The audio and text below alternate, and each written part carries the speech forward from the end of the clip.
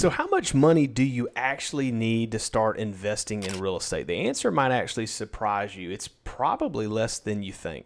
By the end of this video, you'll know exactly how much you need, what expenses to expect, and how people start even with little to no money. Hey everybody, I'm Randy Wolfe. If you haven't yet, be sure to subscribe to this channel. I'm putting out content every single week teaching people how to invest in real estate. Now, the big myth is most people think you need hundreds of thousands of dollars saved up, but the truth, you can start with far less if you choose the right strategy. The key is to knowing what costs are involved and how to cover them creatively. First up, you have the down payment. Now, there are a variety of different amounts that you're going to have to pay depending on the type of loan that you get. So if you get a traditional loan, you could look at anywhere from 20 to 25% for investment properties.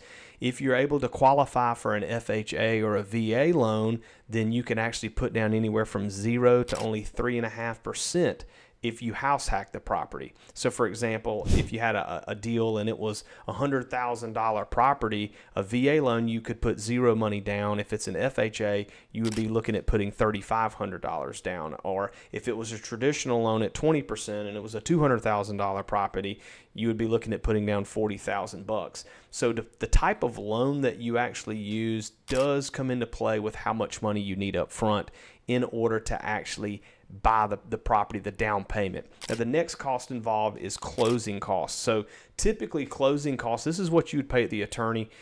This is going to cover things like lender fees, title inspections, appraisals, and are going to range anywhere from the ballpark of about 2 to 5% of the total purchase price. So again, same $200,000 property example, you'd be looking at anywhere from $4,000 to $10,000 in closing costs. And then you've got repairs and renovations. Now, you can buy turnkey properties. So obviously that would be zero if it's turnkey, or if you buy a beat up property that needs lots of repairs, then it could be tens of thousands of dollars. And when you're first getting started out, particularly, you always want to get inspections and estimates before you close on the property. Next is reserves. You want to have cash set aside for unexpected expenses and vacancy. So a good rule of thumb, it's not necessarily always got to be this, but a good rule of thumb is about 3 to 6 months of expenses to be set aside. And again, in some situations, you may not have 3 to 6 months. And I'm not saying don't invest if you don't have 3 to 6 months, but over time, as you're building and growing your portfolio, it's a good idea to try to start setting money back to build that reserve capital. So yes, if you add all of that up, it can be a big number, but here's the good news. You don't have to pay for all of that yourself. All right, there are a ton of different things and methods that you can use, and so let me talk about a few of these. So first up is house hacking. This is where you buy a small multifamily or even a single family home with extra rooms. You live in one part, you rent the rest out, and this ends up covering your mortgage. You can also, in this situation, use these low down payment loans to get in for really, really cheap. That's how you can start with less money. You can have partnerships. One person brings the dough, the other person brings the deal, and you work together that way, and you split profits based on an agreement that you have with each other.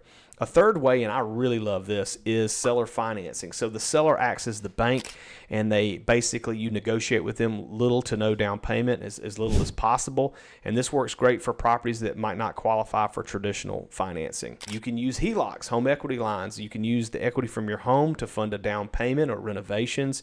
Or I talk about in other videos I have that I discuss wholesaling, where there is no property ownership at all. You just connect buyers and sellers for a fee, and this is a great way to start out if you don't have a lot of capital. The point is, you don't need a mountain of cash to get started. You just need a plan and the right approach. So the final takeaway is start by learning your target market and cost. You want to choose the strategy that fits your budget and that fits your risk tolerance.